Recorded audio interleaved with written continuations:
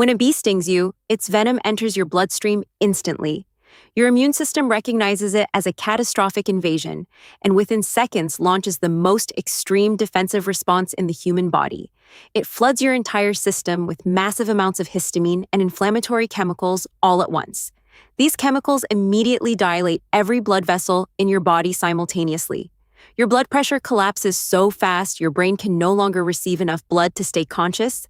At the exact same time, the same chemicals cause the soft tissue lining your throat to swell, constricting your airway until air can barely force its way through.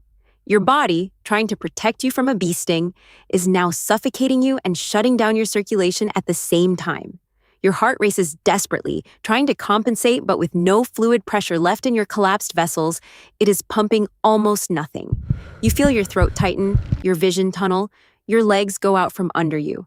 Without intervention within minutes, this ends in cardiac arrest.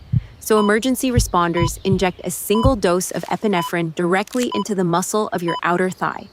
The drug hits your bloodstream in seconds, forcing those dilated vessels to contract hard, driving blood pressure back up, and simultaneously relaxing the swollen tissue, crushing your airway. Within 2 minutes, the constriction loosens. Air rushes back in. Your heart finds its rhythm again. One injection reverses what your own immune system nearly made fatal.